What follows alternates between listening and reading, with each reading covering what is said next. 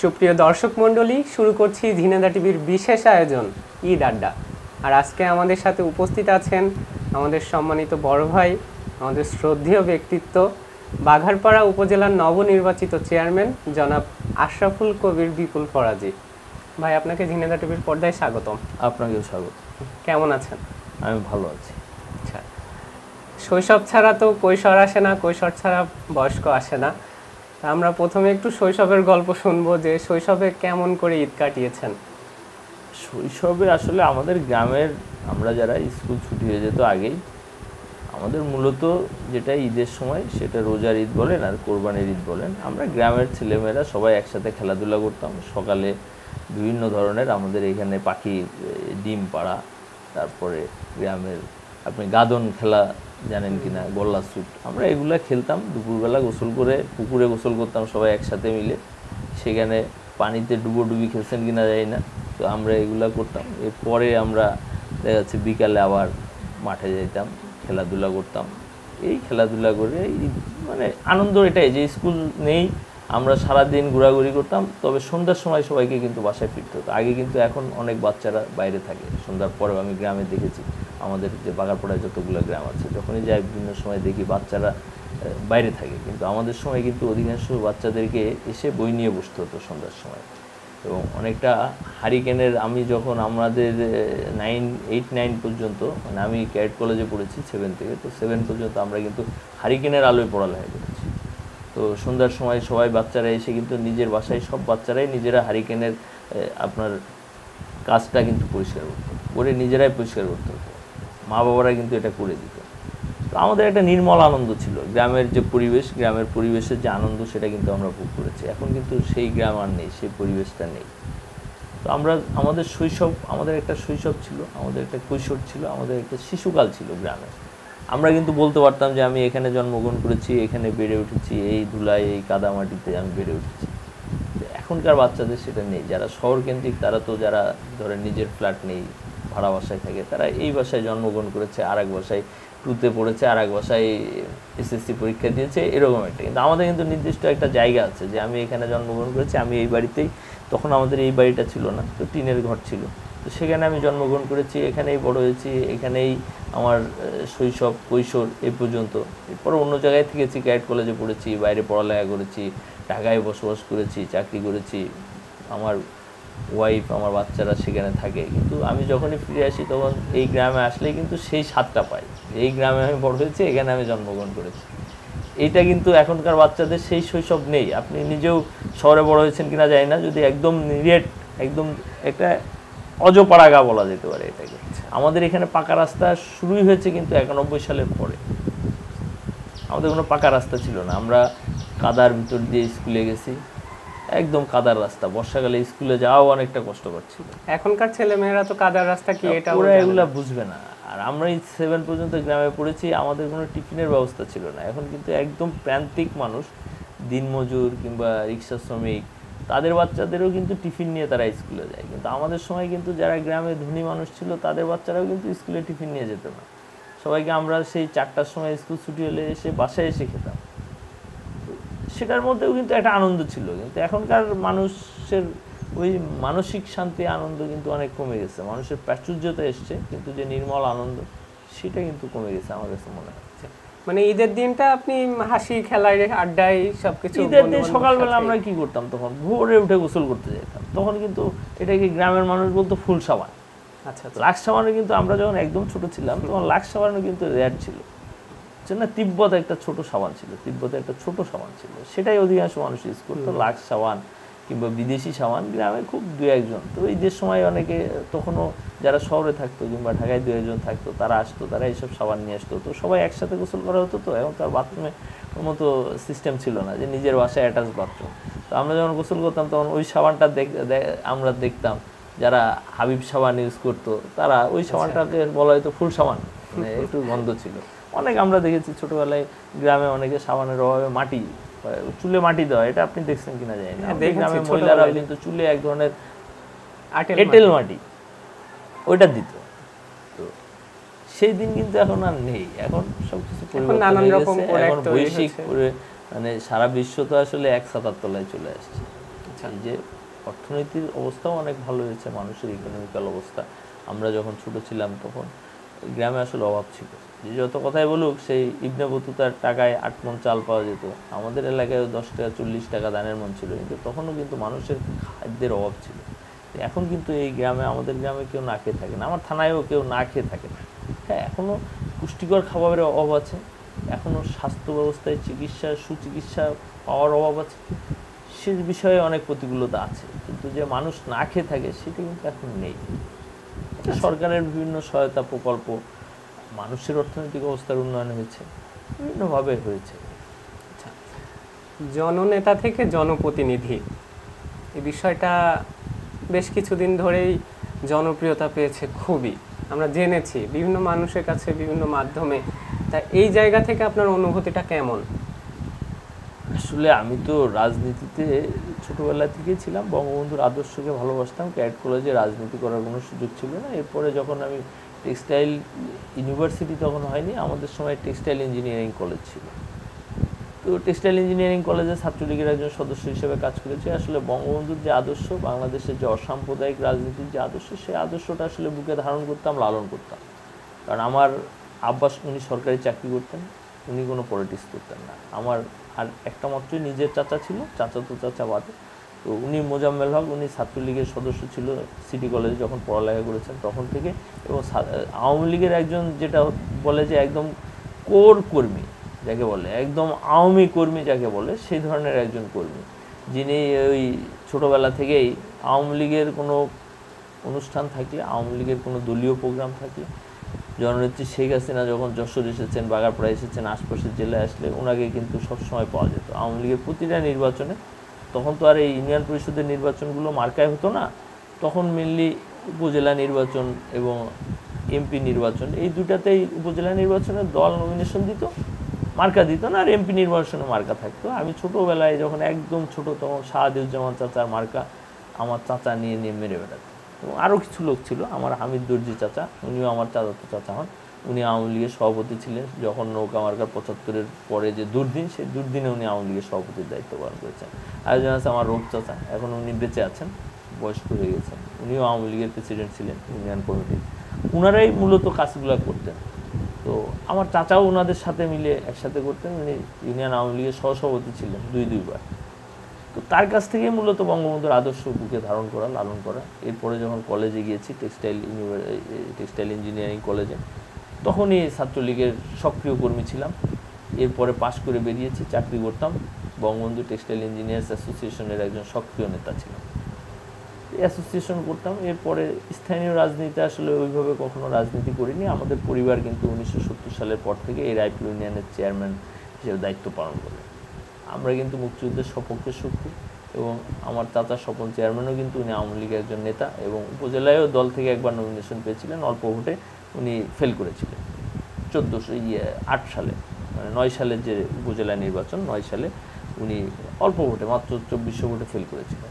তা আমরা আওয়ামী পরিবার, আওয়ামী লীগ ভালো লাগে, দল আসলে আমরা বুকে ধারণ করি, লালন করি, এবং বঙ্গবন্ধুর আদর্শটাকে আমি ধারণ করতে চাই, যে অসাম্প্রদায়িক রাজনীতি, মানুষের কল্যাণের জন্য রাজনীতি। এখন তো রাজনীতি অনেকে করছেন, নির্বাচিত জনপ্রতিনিধি, আপনারা জানেন অনেক ধরনের অনেক সমস্যা, অনেক কিছু আমরা জানি হচ্ছে। তো সেটা আমাদের জনগণ, জননেতা থেকে আসলে জননেতা বঙ্গবন্ধু কন্যা জননেত্রী শেখ হাসিনা জেলা আওয়ামী লীগের আমাকে বিজ্ঞান ও প্রযুক্তি বিষয়ক সম্পাদক বানিয়েছিলেন, নেতারা বানিয়েছিলেন, আমি দল করেছি, কর্মীরা চেয়েছিল, তাই হয়েছি। মানুষের জন্য কাজ করেছি, মানুষের সাথে ছিলাম, দলের সাথে ছিলাম, দলের প্রতিটি প্রোগ্রাম। বঙ্গবন্ধু কন্যা জননেত্রী শেখ হাসিনা যখন যশোরে আসেন, আমি কিন্তু একটা বিশাল একটা মিছিল নিয়ে গিয়েছিলাম বাগারপাড়া থেকে, মানুষের জন্য কাজ করার চেয়েছিলাম, এমপি নমিনেশনের জন্য চেষ্টা করেছিলাম, 2 থানায় আমার একটা পরিচিতি আছে। পাইনি জননেত্রী শেখ হাসিনা আমাদের জননেতা জনাব বাবুল ফরাজি চাচাকে দিয়েছেন, আমরা সবাই মিলে ওনার ভোট করেছি, উনি একজন ভালো মানুষ, সৎ মানুষ, ওনার সাথে মিলে কাজ করছি। উপজেলা নির্বাচনে দল যেহেতু ওপেন করে দিয়েছেন নেত্রী, যে ইচ্ছা সে ভোট করতে পারবে, না হলে নেত্রী যাকে নমিনেশন দিতেন, যিনি নৌকা নিয়ে আসতেন, আমি হলে আমি, অন্য কেউ পেলে তার ভোট করতাম। তো যেহেতু নেত্রী আমাদের সবার জন্য উন্মুক্ত করে দিয়েছেন, আমি ভোটটা করেছি। জনগণ হয়তো মনে করেছে যে সাবেক এমপি যিনি ছিলেন, তার ছেলে প্রতিদ্বন্দ্বী ছিল আমাদের যুবলীগের সাবেক সভাপতি প্রতিদ্বন্দ্বী ছিল। জনগণ আমাকে পছন্দ করেছে, জনগণ মনে করেছে যে আমাকে দিয়ে তাদের হয়তো আশা ভরসা পূর্ণ হতে পারে। ওনারা আমাকে বিপুল ভোট দিয়ে জনগণ আমাকে নির্বাচিত করেছেন। আমার মনে হয় ইভিএমে আমাদের এখানে 49% ভোট পড়েছে, সেটা সারা বাংলাদেশে মনে হয় আর কোথাও ইভিএমে 49% ভোট পড়েনি। এই 49% ভোটের ভিতরে যে কাস্টিং ভোট, সেখানে আমি 59% পেয়েছি। আমি 52,000 ভোট পেয়েছি। সাবেক এমপির পুত্র উনি পেয়েছেন মাত্র 20,000। যুবলীগের সাবেক সভাপতি উনি পেয়েছেন 15,000 ভোট। তো মানুষ আমাকে যে ম্যান্ডেট দিয়েছে, আমার এখন একটাই দায়িত্ব, যে মানুষ যে কারণে আমাকে ভোটটা দিয়েছে, সাবেক এমপিকে যে কারণে ওনার ছেলেকে ভোটটা দেয়নি, সেই কারণটা আমি জানি। জনগণ চাই একজন নেতার কাছে, তার জন্য নেতা কাজ করবে, নেতা নিজের আখের না গোছা। তো সেই জায়গাটাতে আছি। আমারও কিছু প্রতিশ্রুতি আছে, বিশেষ করে শিক্ষা ব্যবস্থা এবং স্বাস্থ্য ব্যবস্থা।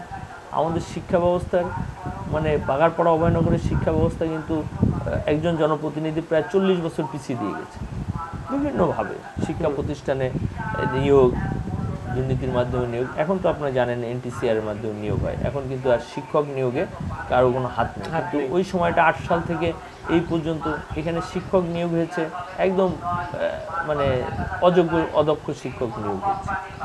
তো সেখানে উনি সব জায়গায় এই কাজটাই উনি করেছেন। তো সেই জায়গায় আমি চেষ্টা করব শিক্ষার মান উন্নয়নের জন্য শিক্ষক, ছাত্র, অভিভাবক, শিক্ষক প্রতিনিধি, শিক্ষা কর্মকর্তা সবাইকে নিয়ে কিভাবে আগামী দিনে বাগারপাড়ার শিক্ষার মানটা উন্নয়ন করা যায় সেটা নিয়ে কাজ করব। আর একটা জিনিস আমার সবসময় মাথায় থাকে, আমি 2000 সাল থেকে যখন চাকরি করি তখন থেকে বিভিন্নভাবে আমাদের রায়পুর ইউনিয়নের যারা দরিদ্র মেধাবী শিক্ষার্থী, তাদের যেন শিক্ষা ক্ষতিগ্রস্ত না হয়, তারা যেন শুধু অর্থের কারণে শিক্ষার আলো থেকে ঝরে না পড়ে, সেটা আমি নিজেও ব্যক্তিগত উদ্যোগে চেষ্টা করতাম। এখন যেহেতু উপজেলা পরিষদের একটা দায়িত্ব পেয়েছি, বাগারপাড়ার বিভিন্ন জায়গায় বাগারপাড়ার প্রতিষ্ঠিত মানুষ আছে, বাগারপাড়ায় সচিব আছে, বাগারপাড়ায় DIG আছে, পুলিশের বিভিন্ন ধরনের কর্মকর্তা আছে, বাগারপাড়ায় আর্মির কর্মকর্তা আছে, বিভিন্ন ডাক্তার আছে অনেক। এদের সবাইকে নিয়ে বাগারপাড়ার যারা অনেকে ঢাকায় ব্যবসা করেন, যারা প্রতিষ্ঠিত মানুষ আছেন, এদের সবাইকে নিয়ে আসলে এই দরিদ্র মেধাবী শিক্ষার্থীদের পাশে যদি দাঁড়ানো যায়, তাহলে আমাদের এখানে কোনো শিক্ষার্থী শুধু দরিদ্রতার কারণে অর্থের অভাবে ঝরে পড়বে না। সেই কাজটা করার কিন্তু আমার খুবই ইচ্ছা আছে এবং চেষ্টা করব সেই কাজটা করার। এবং বাগারপাড়া যেন আগামীর বাগারপাড়াকে উন্নত বাগারপাড়া করতে হলে আমার কাছে যেটা মনে হয়, শিক্ষা ব্যবস্থার উন্নয়ন এবং মানুষকে মানে আমাদের এই যে তরুণ সমাজ, এরা যদি সুশিক্ষায় শিক্ষিত আমরা না করতে পারি, তাহলে বাগারপাড়ার উন্নয়ন সম্ভব না। আর্থসামাজিক উন্নয়ন করতে গেলে এই আগামী দিনের যে শিশুরা আছে বাগারপাড়ায়, যে তরুণরা আছে, এদেরকে সুশিক্ষায় শিক্ষিত করতে হবে। এরা যদি সমাজে প্রতিষ্ঠিত হয়, তবেই আগামীর উন্নত বাগারপাড়া হবে, মানুষের আর্থসামাজিক উন্নয়ন হবে। সেজন্য এই জায়গাটায় কাজ করতে চাই। আর স্বাস্থ্য ব্যবস্থা আপনারা জানেন যে সরকারি হাসপাতালে বঙ্গবন্ধু কন্যা জননেত্রী শেখ হাসিনা আসার পরে সকল হাসপাতালের উন্নয়ন হয়েছে। কমিউনিটি ক্লিনিকগুলোকে উনি চালু করেছেন, কিন্তু গ্রামের মানুষের একদম প্রান্তিক লেভেলে চিকিৎসাটাকে পৌঁছে দেওয়া, সুচিকিৎসা। তারপরেও আমাদের এখানে দরিদ্র একটা দেশ, যে বরাদ্দ থাকে অনেক সময় দরিদ্র রোগীরা ঠিকমতো ওষুধ, সব ওষুধের তো আসলে আমাদের এখানে সাপ্লাই থাকে না। তো সেগুলো যেন আমাদের রোগী কল্যাণ সমিতিটা যেটা ছিল, সেখানে মানে অনেক ফান্ড ছিল, সে ফান্ডগুলো কিন্তু সুষ্ঠুভাবে বন্টন হয়নি এতদিন। তো এই রোগী কল্যাণ সমিতিকে আবার অ্যাক্টিভ করে এবং বিভিন্ন মানুষকে, যারা ধনী মানুষ, তাদেরকে অ্যাক্টিভ করে এই জায়গায় কাজ করে আমরা যাতে আমাদের বাগারপাড়ার যারা দরিদ্র, অসুস্থ, বিভিন্ন ধরনের মারাত্মক ব্যাধিতে থাকে, অসুস্থ আছে, তাদেরকে আমরা বিভিন্নভাবে হেল্প করার চেষ্টা করি। সুচিকিৎসা ব্যবস্থা যেন আরও উন্নয়ন হয়, মানুষ যেন সুচিকিৎসা পায় বাগারপাড়ায়, সেই জন্য কাজ করব। থানার স্বাস্থ্য কমপ্লেক্সে যিনি THO আছেন এবং ডাক্তার আছে, তাদেরকে বিভিন্নভাবে আমরা একসাথে নিয়ে বসে কীভাবে আরও এগিয়ে নেওয়া যায় চিকিৎসা ব্যবস্থাকে, সেটা নিয়ে কাজ। মানে আপনার এখন স্বপ্ন একটাই, যে উন্নত একটা বাঘারপাড়া আমি মানে তরুণ সমাজের কাছ থেকে আশা করব। হ্যাঁ, উন্নত বাগারপাড়া করার আমার কাছে যেটা মনে হয়েছে, হয়তো বাগারপাড়া আমাদের যে ঢাকা টু বেনাপোল যে রোড, এটা 6 লেন হবে, বাগারপাড়ায় শিল্পোন্নয়ন হবে বাগারপাড়ায়। কারণ বাগারপাড়া কিন্তু একটা কৃষিভিত্তিক থানা, এখানে কিন্তু মূলত কৃষি পণ্য, ধান হয় সবচেয়ে বেশি যশোরের অন্য থানার চেয়ে। তো এখানে শিল্প আস্তে আস্তে গড়ে উঠবে, কিন্তু শিল্প হলে মানুষের হয়তো কিছুটা অর্থনৈতিক উন্নয়ন হবে, মানুষ চাকরি পাবে। কিন্তু সবচেয়ে বড় কথা, আমরা যদি এখানে সুশিক্ষিত মানুষ গড়ে তুলতে না পারি, তাহলে এখানে শুধু ব্যবসা প্রতিষ্ঠান হয়ে, ইন্ডাস্ট্রি হয়ে কিন্তু লাভ হবে না, বাইরে থেকে লোক আনতে হবে। আমাদের বাগারপাড়ার লোক চাকরি পাবে না, কারণ আগে তো তাকে সেই চাকরিটার জন্য নিজেকে গঠন করতে হবে। এখন আপনারা জানেন যে সারা পৃথিবী উন্মুক্ত হয়ে গেছে। উন্নত দেশগুলোতে কিন্তু জনসংখ্যা সংকট, ওদের ওখানে কিন্তু শিশু জন্মের হার কমে গেছে। বিদেশিরা যেমন, বিদেশে কিন্তু এখন সারা পৃথিবী কিন্তু গ্লোবাল। এখন আপনি এখানে বসে কিন্তু লন্ডনে কাজ করতে পারছেন, আপনি গুগলে কাজ করতে পারছেন, এমনকি বিদেশে লোকও নিচ্ছে। ওরা কিন্তু দক্ষ মানুষ চায়, ডাক্তার চায়, ইঞ্জিনিয়ার চায়। তো আমরা নিজেদের ডাক্তার, ইঞ্জিনিয়ার এখানে যদি সুশিক্ষায় শিক্ষিত মানুষ গড়ে উঠি, এই দেশকে যেমন তারা সার্ভ করতে পারবে, তারা বিদেশে যে কাজ করে এই দেশে তার বাবা মার কাছে ডলার পাঠালে, এই দেশে পাঠালে, সেক্ষেত্রেও তারা দেশকে সার্ভ করতে পারবে। তো উন্নত বাগারপাড়ার জন্য জবও যেরকম দরকার, দেশের অর্থনৈতিক উন্নয়ন দরকার, এখানে ইন্ডাস্ট্রি যেমন দরকার, সবার আগে যেটা দরকার বাগারপাড়ার মানুষকে সুশিক্ষায় শিক্ষিত করা। বাগারপাড়াকে মাদকের যে ভয়াল থাবা, এটাকে বাগারপাড়ায় একটা সামাজিক আন্দোলন করে বাগারপাড়াকে যদি মাদক মুক্ত আমরা না করতে পারি, মাদকের যে থাবা এটাকে যদি কমাতে পারি আমরা, তাহলেও কিন্তু বাগারপাড়া এগিয়ে যায়। এই কয়েকটা জায়গায় কাজ করা এবং সাধারণ দরিদ্র মানুষের পাশে থাকা, মানুষের রাস্তাঘাটের উন্নয়ন করা, মানুষের যে অর্থনৈতিক উন্নয়ন হয় সেজন্য দেখা যাচ্ছে গ্রামের মহিলাদের, আমি কিছু কাজ বিদেশি একটা সাহায্য সংস্থার মাধ্যমে আমরা করি, হাসেনের মাধ্যমে। তারা এ পর্যন্ত অনেকগুলা ইঞ্জিন রিক্সা দিয়েছে পঙ্গু যারা যারা এক পা ডিসেবল তাদের জন্য। তারা বিধবা মহিলাদের প্রায় আমরা এ পর্যন্ত 40-50টা গরু দিয়েছি, ছাগল দিয়েছি ওই সংস্থার মাধ্যমে। হাসনে, এরা একটা তুরস্কের একটা সংস্থা, আচ্ছা, দিয়েছি। তারা আমাদের এখানকার এতিম বাচ্চাদের জন্য প্রায় 200 বাচ্চাদের জন্য তারা মান্থলি বৃত্তির ব্যবস্থা করবে। হয়তো খুব তাদের তো সেশন হচ্ছে জুন টু জুন, হয়তো জুলাই থেকে তাদের ওখানে যে নতুন সেশন শুরু হবে তখনই এরা পাওয়া শুরু করবে অর্থ সহায়তা। তাদের জন্য কাজ করতেছি। আমাদের বাগারপাড়ার যে উপজেলার যে এডিবি থাকে সেখান থেকে চেষ্টা করব যে সেলাই মেশিন দিয়ে মহিলাদেরকে যদি আমরা ট্রেন্ড আপ করতে পারি, তাহলে এই মহিলারা কাজ করতে পারবে, কাজ করে তাদের জীবিকা অর্জন করতে পারবে। বিশেষ করে এখন কিন্তু দিন অনেক পাল্টে যাচ্ছে, বিদেশের মতো কিন্তু দুইজনকে কাজ করে এই সংসার চালাতে হবে। আগামী দিনে কিন্তু একজন কাজ করে সংসার চালানোটা খুব কঠিন। তো এই জায়গায় আমরা মহিলাদেরকে স্বাবলম্বী করার চেষ্টা করি। আচ্ছা, ঈদের দিন কি প্ল্যান করেছেন? ঈদের দিন তো আসলে আমি ছোটোবেলা থেকে গ্রামে ঈদ করি, শহরে শুধুমাত্র একটা ঈদ করেছিলাম। তো 24তম বিসিএসে রিটেন পরীক্ষা দেওয়ার জন্য সেবার ঢাকায় ছিলাম। এছাড়া ঈদ সাধারণত যশোরেই করা হয়, গ্রামের বাড়িতে আমরা করি। আমরা সকালে উঠে যেটা করি, ফজরের নামাজ পড়ে আমি বিশেষ করে অনেক সময় আমার দাদার আমাদের কবরস্থানে কবর জিয়ারত করে ঈদগাহে যাই। অনেক সময় ঈদগাহ থেকে এসেও আমরা কবর জিয়ারত করি। তো ঈদগাহে যাই। আগে তো আমাদের এখানে 10টা ঈদের জামাত হতো, এখন গ্রামেও 7:30 থেকে 8টার মধ্যে ঈদের জামাত হয়ে যায়। ঈদের জামাত পড়ে এসে কোরবানির ঈদে বিশেষ করে জামাত পড়ে এসে কবর জিয়ারত করে এরপরে আমাদের বাড়িতে কোরবানির ব্যবস্থা হয়।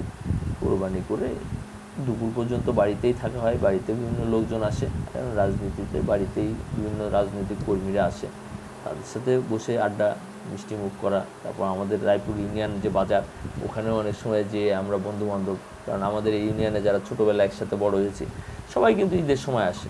তো ঈদের সময় আসলে তাদের সবার সাথেই কিন্তু দেখা হয়।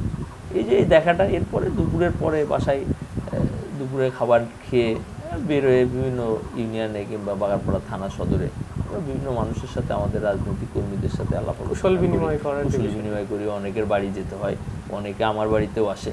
এই কুশল বিনিময় করা, আসলে রাজনীতিটা হচ্ছে মানুষের খোঁজ রাখা, কর্মীদের খোঁজ রাখা, কর্মীদের সাথে থাকা, তারা যেন বোঝে যে না বিউল ফারাজি তাদের লোক।